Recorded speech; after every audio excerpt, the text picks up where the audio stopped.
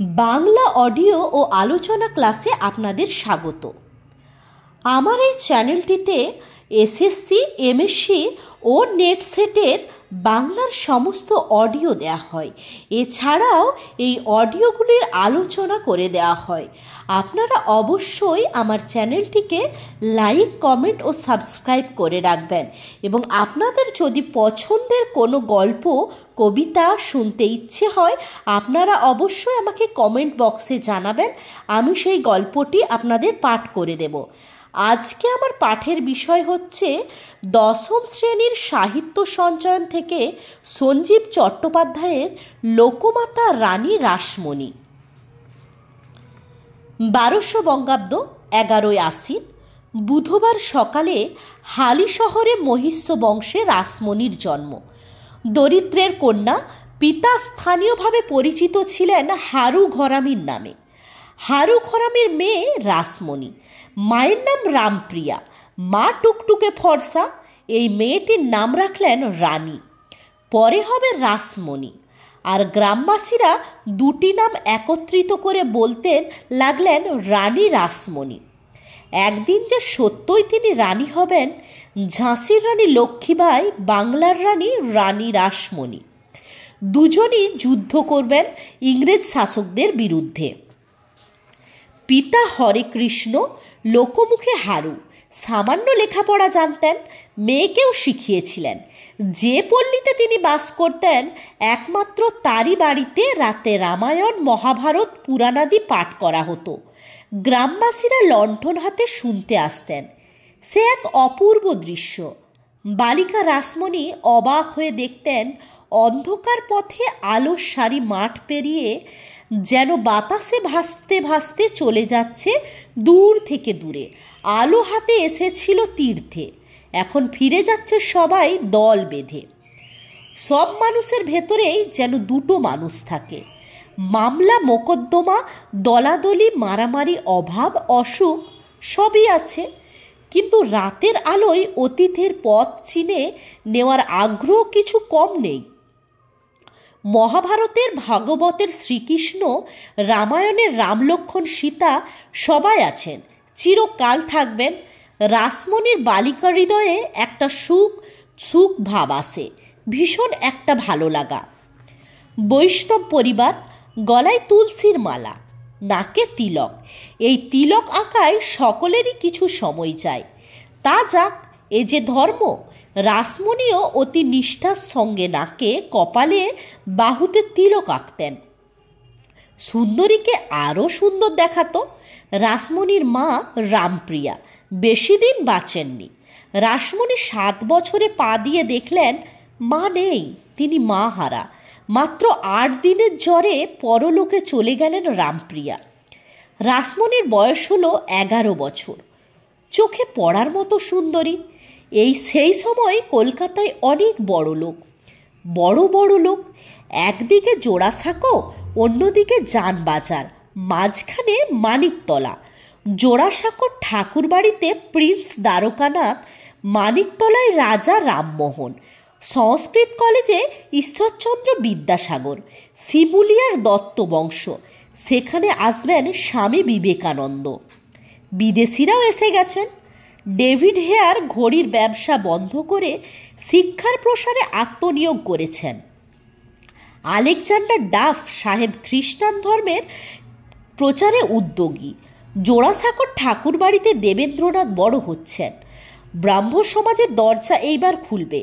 বাঙালির জাগরণের কাল ধর্মের, সাহিত্যে, সংস্কৃতে। বাঙালি ব্যবসাতেও নেমেছে। লক্ষ্মী লাভের সুযোগ এসেছে। সমুদ্র ডাকছে। স্বদেশ বিদেশে বিপুল বাণিজ্য। কলকাতার যানবাজার অনেক বছর আগে জন সাহেব এখানে একটি বাজার করেছিলেন। লোকমুখে জনবাজার হয়ে গেল যানবাজার। এখন যেখানে free school street, new market তারই পাশে। এই যানবাজারের এক ধনী বাঙালির নাম প্রীতিরাম দাস। ছিলেন গরিব, হয়ে যান ধনকুবের। কেউ করে দিতে পারে না, নিজেকে হতে হয়। এই হলো জগতের নিয়ম। উদ্যোগী পুরুষের লক্ষ্মী, সরস্বতী দুটিই লাভ হয়। পলাশী যুদ্ধের 4 বছর আগে 1753 সালে এক দরিদ্র পরিবারে প্রীতিরামের জন্ম। গুরুমশাইয়ের পাঠশালায় সামান্য বাংলা ভাষা ও গণিত শিখেছিলেন। এমন সময় পিতা এবং মাতা দুজনেই মারা গেলেন। সামান্য প্রীতিরামের বয়স 14 বছর। এইবার কি হবে? একা তো নয়, পরপর 2টি ভাই, রামতনু ও কালীপ্রসাদ। 14 বছরের দাদা মহা চিন্তায় পড়লেন। ভাগ্যদেবীর পরীক্ষা। জানবাজারে সেই সময় বাস করছেন বিখ্যাত জমিদার মান্নাবাবু। সেই পরিবারের গৃহিণী প্রীতিরামের এক পিসি। প্রীতিরাম তার 2 ভাইকে নিয়ে এই মান্না পরিবারে আশ্রয় নিলেন। উদ্যোগী প্রীতিরাম জীবনের কাছে হার স্বীকার করার জন্যে জন্মায়নি। ইতিহাসের উপাদান। ইংরেজের কলকাতা চতুর্দিকে টাকা উঠছে, ধরতে পারলেই ধনী। প্রীতিরাম অল্প কাজ চলা গোছের ইংরেজি শিখে দালালি ও ফোর্ট উইলিয়াম দুর্গে রসদ জোগাবার কাজে নেমে পড়লেন। ইংরেজ সৈন্যদল মাল সরবরাহ। ফোর্টের এক পদস্থ ইংরেজ কর্মচারীর সুনজরে পড়লেন প্রীতিরাম। ভাগ্যের চাকা ঘুরে গেল। তিনি ওই সময়ে ওই সাহেবের সঙ্গে ঢাকায় গেলেন। সাহেবের সুপারিশে নাটোর রাজদরবারে উচ্চ পদে অধিষ্ঠিত হলেন। প্রচুর টাকা রোজগার করে 1777 খ্রিস্টাব্দে আবার কলকাতায় ফিরে এলেন। তখন তার বয়স 24। যুবক প্রীতিরাম যথেষ্ট বিত্তশালী। আশ্রয়দাতা মান্না পরিবারের যুগল মান্নার 11 বছরের মেয়ের সঙ্গে তার বিবাহ হলো। যৌতুক হিসাবে পেলেন জানবাজারের কয়েকখানা বাড়ি ও 16 বিঘা জমি। পরপর 2টি পুত্র লাভ করলেন। 1779 সালে প্রথম পুত্র হরচন্দ্র, 1783-তে দ্বিতীয় পুত্র রাজচন্দ্র। প্রীতিরামের ভাগ্য তরতর করে এগোচ্ছে। কলকাতাও ক্রমশ জমজমাট হচ্ছে। প্রীতিরাম আমদানি রপ্তানির ব্যবসা শুরু করলেন। 1887 সালে বার্ন কোম্পানির মুৎসুদ্দি হলেন। মুৎসুদ্দি আরবি শব্দ, বাংলা অর্থ প্রধান প্রতিনিধি। নটরাজের অধিকারস্থ কয়েকটি পরগনা খাজনা বাকি পড়ায় নিলামে উঠল। 1800 সাল। প্রীতিরাম দেওয়ান শিবরাম স্যান্ডালের সহায়তায় 19,000 টাকায় মকিমপুর পরগনাটি কিনে নিলেন। ছোট ভাই কালীপ্রসাদকে এই পরগনার নায়েব নিযুক্ত করলেন। তিনি সেখান থেকে জানবাজারের বাড়িতে বাঁশ, কাঠ, মাছ চালান দিতে লাগলেন। প্রীতিরাম ওইসব পণ্য বিক্রির জন্য বেলেঘাটায় একটি আড়ত খুললেন। সেকালে অনেক বাঁশ একসঙ্গে বেঁধে নদীতে ভাসিয়ে আনা হতো। একে চলিত কথায় বলা হতো বাঁশের মার। বংশ ব্যবসায়ী প্রীতিরাম ব্যবসাগত উপাধি লাভ করলেন মার। এই সময়ের বেলেঘাটায় তিনি একটি লবণের আড়তও স্থাপন করলেন। ধনলাভের পথ সব পথই খুলে গেল। অনাথ প্রীতিরাম কলকাতার 1 নম্বর বড়লোক। প্রীতিরাম তার 2 পুত্রকে সেই যুগানুসারে লেখাপড়া শেখালেন। কলকাতা সেই সময়ে শিক্ষার আলোকে জাগছে। ছেলেদের বিবাহ দিলেন। বড় ছেলে হরচন্দ্র এত সুখ, এত প্রাচুর্য বেশি দিন ভোগ করতে পারলেন না। নিঃসন্তান স্ত্রীকে রেখে চির বিদায় নিলেন অকালে। 1802 সালে কনিষ্ঠ পুত্র রাজচন্দ্রের বিবাহ দিলেন। বছর না পেরোতে স্ত্রী বিয়োগ। পরের বছরে আবার বিবাহ।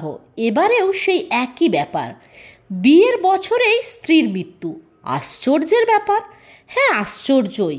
এইবার রাজচন্দ্রের স্ত্রী হয়ে আসবেন অলৌকিক এক রমণী শক্তিরূপা। জানবাজারের এই পরিবার এবং এই বঙ্গদেশকে তার অবদানে সমৃদ্ধ করবেন। ইতিহাসে সংযুক্ত করবেন উজ্জ্বল এক অধ্যায়। বাংলার নবজাগরণের পুরোহিত। প্রীতিরাম রাজচন্দ্রের আবার বিবাহ দেবেন। পাত্রীর খোঁজ চলছে। রাজচন্দ্র শিক্ষিত, সংযত, ধর্মপ্রাণ। মাঝে মাঝেই নৌকা করে ত্রিবেণীতে গঙ্গা স্নান করতে যান। এই রকম এক নৌকা ভ্রমণের সময় দূর থেকে কোনার ঘাটে সুন্দরী একটি মেয়েকে দাঁড়িয়ে থাকতে দেখলেন। জানবাজারে ফিরে এসে তার ভালো লাগার কথা পরিজনদের জানালেন। ঘটকদের অনুসন্ধান শুরু হলো। খবর এলো কন্যাটির পিতা হরে কৃষ্ণ দাস। প্রীতিরাম তার পুত্রের সঙ্গে বিবাহের প্রস্তাব পাঠালেন। হরে কৃষ্ণ যেন আকাশের চাঁদ হাতে পেলেন, এমনও হয় নাকি? কলকাতার সেরা ধনীর ছেলের সঙ্গে দরিদ্রের কন্যার বিবাহের প্রস্তাব, এ কোনো অলৌকিক ঘটনা, পৃথিবীর ঘটনা? তবু বলতে হয়, ছেলেবেলায় যখন বয়স আরও কম, রাসমণি ডুমুরের ফুল দেখেছিলেন, যা সাধারণত দেখা যায় না।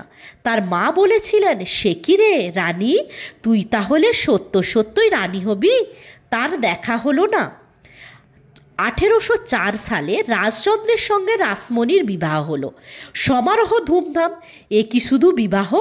প্রথমে তাই, শেষে ইতিহাস। তখন আর প্রীতিরাম রামচন্দ্র যানবাজার নয়, 19বিংশ শতাব্দী ও রানী রাসমণি।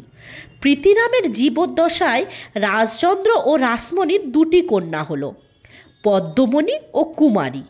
1813 সালে প্রীতিরাম যানবাজারে বর্তমান সুবৃহৎ পারিবারিক আবাস নির্মাণের কাজ শুরু করান। 1817 সালে 64 বছর বয়সে প্রীতিরাম দাস পরলোক গমন করেন। সেই সময় স্থাবর অস্থাবর মিলিয়ে তার সম্পত্তির পরিমাণ 6.5 লক্ষ টাকা। প্রীতিরামের সুযোগ্য পুত্র রাজচন্দ্র আধুনিক শিক্ষায় শিক্ষিত, আধুনিক মনোভাবাপন্ন, কুসংস্কার মুক্ত, উদার প্রকৃতির যুবক। পিতার ব্যবসা ও সম্পত্তির হাল ধরলেন।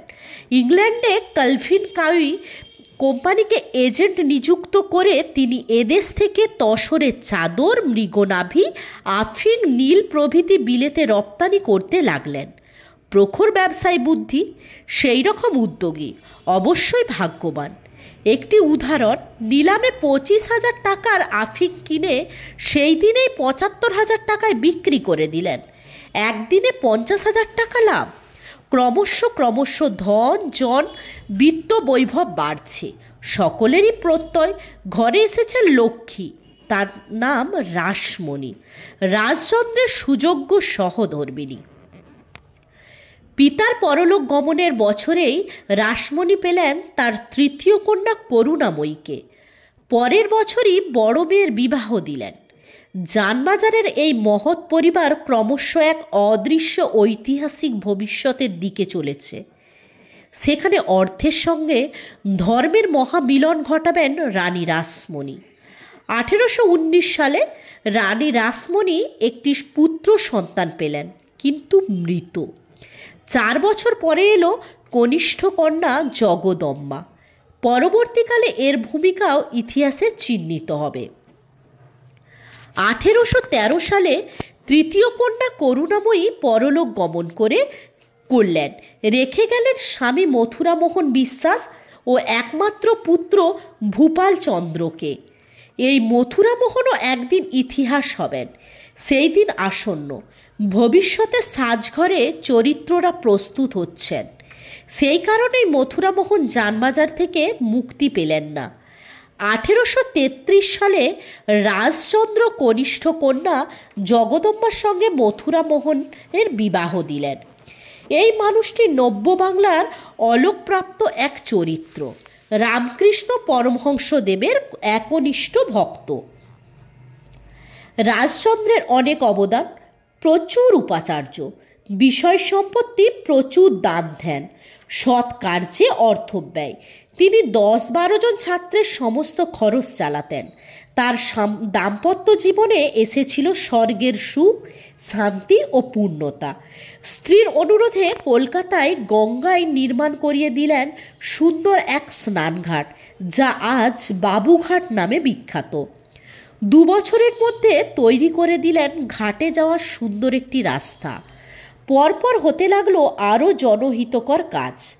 বেলেঘাটার খাল খনন, নিমতলার পুরানো ঘাট ও মুমূর্ষ নির্বাস নির্মাণ ও আহিরটোলায় ঘাট তৈরি করা, মেটকাপ হলে অর্থ সাহায্য, হিন্দু কলেজে ও দুর্ভিক্ষ ভাণ্ডারে দান ইত্যাদি জনহিতকর কাজের জন্য ইস্ট ইন্ডিয়া কোম্পানি 1833 সালে রাজচন্দ্রকে রায় উপাধি দিলেন। কিন্তু আর মাত্র 3 বছর এই ব্রতধারী কর্মময় বদান্য সমাজসেবী মানুষটি পৃথিবীকে বিদায় জানাবেন। 1836 সালে মাত্র 53 বছর বয়সে। আর কি আশ্চর্য, ওই বছরই কামারপুকুরে এলেন গদাধর চট্টোপাধ্যায়, পরমহংস শ্রী রামকৃষ্ণ। এইবার প্রকাশিত হলো রানী রাসমণির ব্যক্তিত্ব। শুধু যানবাজারে নয়, সমগ্র বঙ্গে শুরু হলো রাসমণির যুগ। সেইকালে স্বামীর পরলৌকিক শ্রাদ্ধে খরচ করলেন 55,000 টাকা। তারপর বিপুল সম্পত্তির দায়িত্বভার তুলে নিলেন নিজের হাতে। অনেকেরই সন্দেহ, তিনি কি পারবেন? দেশের বিভিন্ন প্রান্তে ছড়িয়ে থাকা বিপুল জমিদারি রক্ষণাবেক্ষণ।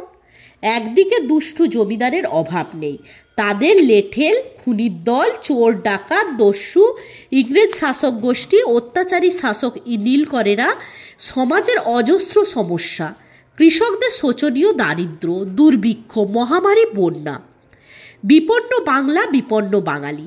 নারীদের অবস্থা আরও শোচনীয়। পুরুষ শাসিত সমাজে তারা অর্ধমৃত। বাল্যবিবাহ, বিধবা বিবাহ, সতীদাহ। রাসমণির বিচক্ষণতা, ক্ষাত্রতেজ, দুর্দান্ত সাহস, কূটনৈতিক বুদ্ধি অচিরেই ঝলসে উঠবে।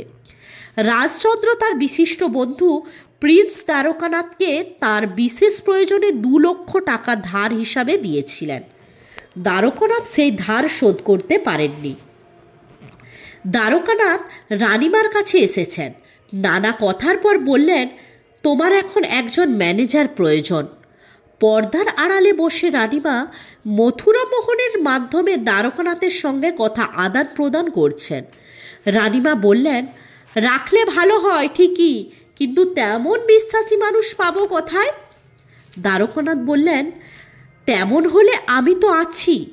ভয় ডর শূন্য রানীমা এইবার স্পষ্ট বললেন, সে তো খুব ভালো কথা, তবে আমি এখনো জানতে পারিনি যে আমার স্বামীর কার কার কাছে কত টাকা পাওনা আছে। তবে আমার স্বামী আপনাকে যে 2 লক্ষ টাকা ঋণ দিয়েছিলেন, সেই টাকাটা যদি আপনি আমাকে এখন ফেরত দিতেন তবে আমার বিশেষ উপকার হতো। উদ্ভ্রান্ত দ্বারকানাথ স্তম্ভিত। তিনি যা ভেবেছিলেন এই পর্দানসীন মহিলা তা নয়। এর যে দেখি অসীম শক্তি, স্পষ্ট বক্তা, দুর্দান্ত সাহসী, যেমন বজ্র। দ্বারকানাথ খুবই বিব্রত বোধ করলেন। নগদ 2 লক্ষ টাকা তার পক্ষে এখনই দেওয়া সম্ভব ছিল না। রংপুর এবং দিনাজপুর জেলার অন্তর্গত তার স্বরূপপুর পরগনাটি তিনি রানী রাসমণির নামে লিখে দিলেন। সেই সময় ওই পরগনার বার্ষিক আয় ছিল 36,000 টাকা।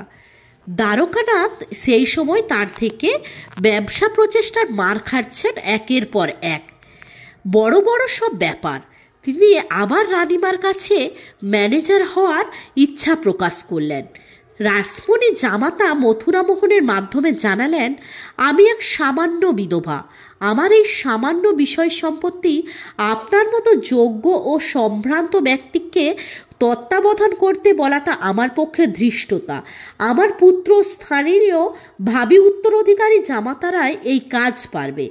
দ্বারকানাথ পরে স্বীকার করলেন, উত্তম বুঝলাম এই রানী সামান্য স্ত্রীলোক নন। সেকালের জমিদারের খুব সুনাম ছিল না। নানা কায়দায় সম্পত্তি বাড়াতেন, নৃশংস পদ্ধতিতে খাজনা উসুল করতেন। রানীমার জমিদারির মধ্যে একটি তালুকের নাম ছিল জগন্নাথপুর। তালুকটির চারিদিকেই নড়াইলের জমিদারের জমিদারি। সেই সময় নড়াইলের জমিদার রামরতন রায়। তার প্রবল ইচ্ছা রাসমণির এই তালুকটি তিনি গ্রাস করবেন। তার সুপরিকল্পিত অত্যাচারে জগন্নাথপুরের প্রজারা অতিষ্ঠ। লুটপাট, গৃহদাহ, নরহত্যা, আতঙ্ক সৃষ্টি করে রাসমণির ওই তালুকের প্রজাদের নিজের বশে আনার চেষ্টা। রানীর প্রচণ্ড প্রতাপের কাছে তাকে হার স্বীকার করতে হলো। প্রজাদের ওপর অত্যাচার রানী সহ্য করতে পারেন কি করে? তিনি যে তাদের মা। তার আদেশে মহাবীর নামে এক সর্দারের নেতৃত্বে একদল লাঠিয়াল এলো জগন্নাথপুরে প্রজাদের রক্ষা করার জন্য। মহাবীর মথুরাবাবুর অত্যন্ত প্রিয় লাঠিয়াল, গম্ভীর প্রকৃতির, শক্তিশালী সদাশয়। মহাবীরের আগমনে রামতরণের লেঠেলরা প্রথমে একটু পিছিয়ে গেলেও পেছন থেকে আতর্কিত ছুরি চালিয়ে মহাবীরকে হত্যা করল। আজকের পাঠ এখান পর্যন্তই। পরবর্তী পাঠটা থাকবে পরের ভিডিওতে।